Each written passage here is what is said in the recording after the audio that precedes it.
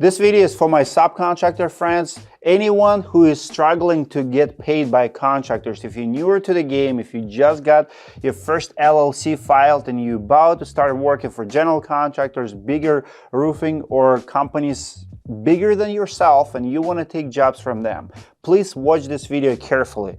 Every week I help a lot of contractors, subcontractors to get paid by bigger players. I deal with a lot of disputes, people reaching out to me and asking to help them. And I want to give you a couple tips to avoid the situation where you don't have any leverage how to get paid. Let's go.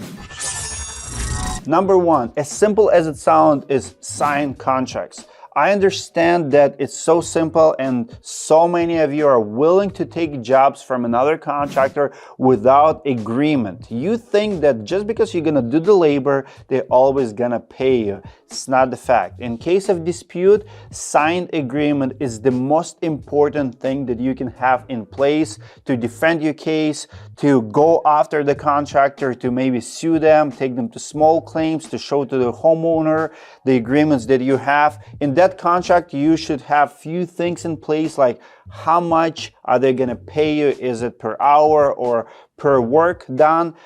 Payment terms, how long will it take them to pay? Some contractors will not pay you within first 30 days, and you have to know that, because if you don't, they can go turn their back on you really fast and say, well, legally I can do 30 or 60 days. Contract is not negotiable. You have to have it even if you work for your friends. Another trick here, what some contractors might do to you, they might give you agreement or you might give them agreement and they will never return it signed. Recently, it happened to our friends from roofing school, Universal Roofing and Restoration, and they gave contract to High-Tech Solar Solutions.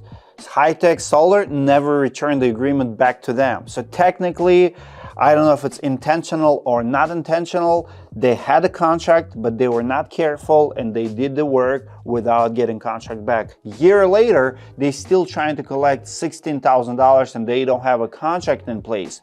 I'll tell you what to do in a situation like that, but be careful. If you have contract in place, it's not just because you have a contract. You also want to make sure that signatures are correct, that people who sign them are actually owners, not employees, or someone who can dispute. Years ago, I was a flooring guy, and I gave my contract to one of the builders, and you know what he signed? I did not notice at the time. He signed "do not agree." At the time, I was installing, I think, carpet on the job, and I was expecting payment at the end of the job, and they said don't agree, and I never got paid on that job. People are shady, and you want to make sure your contract is solid. Tip number two, always sign change orders. Even if you have an original agreement for scope of work, let's say you agreed to do the job for, $16,000, $17,000, and now you have a change order. It can be plywood, it can be anything that involves your labor and maybe even materials that you have to buy. I highly recommend have an easy form to sign a change order. I remember years ago, I did a job. It was about $15,000 roofing job, and we had to reframe the garage because it was caving in. It was $1,500 repair, and I just had a feeling that homeowner will not be honest about it, so I asked him to sign change order to add $1,500 to the contract. He was gimmicky about it. He's like, I'm not at home now. I'm like, well, sir, I'm not gonna do it until you sign it. I drove 40 minutes one way to present it to him. It was in 2013-14. Have to make it easier for him to sign. Found him, he signed it. Later, I have a hard time collecting final payment, but I firmly believe the only reason I got paid on the full amount, because I actually have contract signed and change order signed. Change orders are super important. You want to make sure that you sign them all the time. If you do additional scope of work, especially if you're doing something like in the roofing business, if you have to go to Home Depot and buy a whole bunch of plywood or labor or wood, make sure you keep those receipts and make sure you track down that contractor to sign it. Because you know what? If that contractor is giving you a runaround and he's not available to sign that agreement before you do the work, do you think you're going to be successful to collect the payment from him later when you already do the job, he's gonna give you just another runaround. They have to make it priority to sign the agreement. Number 3, know your lien rights. In most states, after 30 days, you can file a lien on the property. What is a lien on the property? Well, it's a law. When you improve someone's house, when you add value to the property, people cannot sell that house unless they pay you. Not only contractors who are originally contracted to do the work on the house, but also their employees, their subs under them. Everybody who performs the work on the house can file liens. Contractor might have 10 subcontractors under them, and if he's not paying all of them, that house, that homeowner might have 10 liens from all the subs that didn't get paid. Know your rights. It's a big leverage. You have the right. Don't feel bad about it. It'll cost you like $50, $70, and you can definitely go and file a lien on the property. Unfortunately, so many subcontractors don't know about their right. They are not active about it. Usually, you have to wait at least 30 days after work is completed, and depending on the state, sometimes they give you 3 months, 4 months, usually no longer than a year. If you waited too long, you might lose your lien right, but most of the time, you want to be very active between first 30 days and 3-4 months after. Number 4, please talk to the homeowners about your situation. Most likely, the contractor who hired you are lying to you. If they're not paying you and they got paid, they're not gonna tell you that. They probably spent your earning, your money on the personal needs or on another job. And now you're struggling. Homeowner can help you. Homeowner can raise hell with a contractor, expose contractor, go after contractor, and homeowner does have leverage over contractor because contractor's reputation is on the line. Nobody wants to be known as a guy who does not pay their bills and does not pay their workers. But yet, so many subcontractors have this mentality that, oh, I don't want to ruin a relationship with a homeowner. Why would I do that? Well, if that's you, think twice. So you're okay not providing for your family, but for some weird reason, you feel it's okay not to go talk to the homeowner. They're homeowners.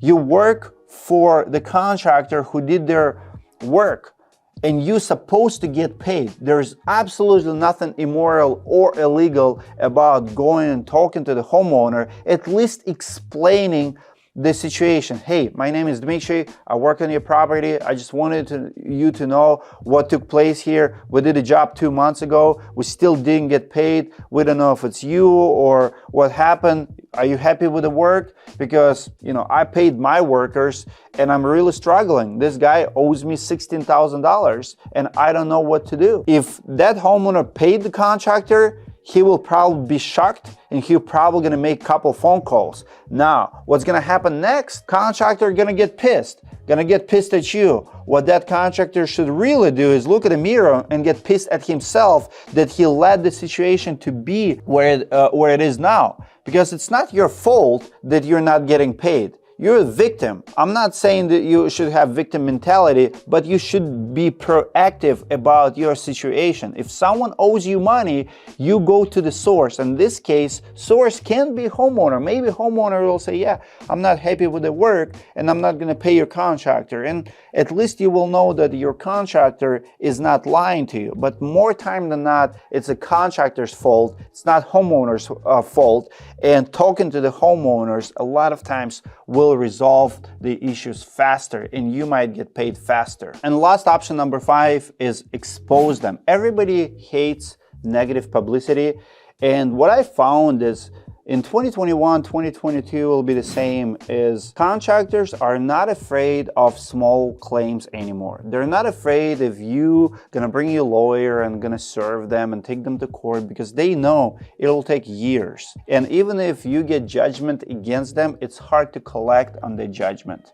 But if you expose them, if you're gonna start spreading the word about them, that they're not paying their bills, more subcontractors like yourself might come out, and nobody wants to be known and have that reputation as shady contractor who does not pay their subs. That will really ruin their business.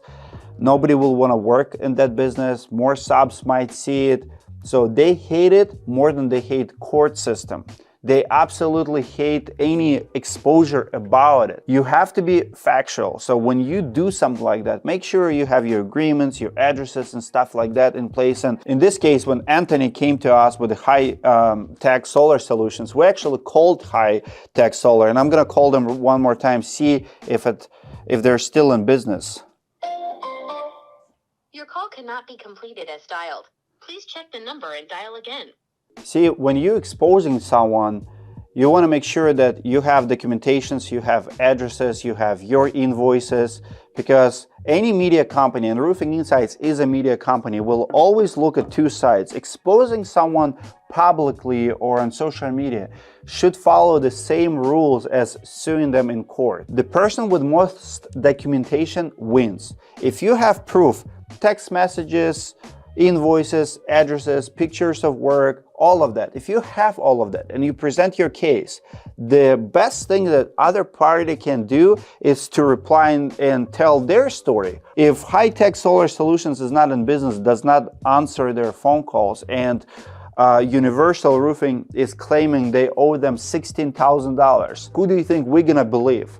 So I think that Universal is definitely in the right, and High-Tech Solar Solutions probably scammed not only them but many others. You know, we're gonna investigate your story. If you come to us, if you come to Roofing Insights, we will try to help you. We have public group called Scam Alert. This is just for the contractors. We ask you to be professional. If someone owes you money, keep your emotions at the door. You know, numbers don't lie. Tell us, when did you do the work? Who did you work for? Why do they say they're not paying you? And we're gonna try to reach other party. In this case, High-Tech Solutions, Solar Solutions, you're on our red list. You're on the scam alert list. We're still trying to contact you, and I think it's Josh Kirk. I've been trying to connect with Josh Kirk for 3-4 weeks now.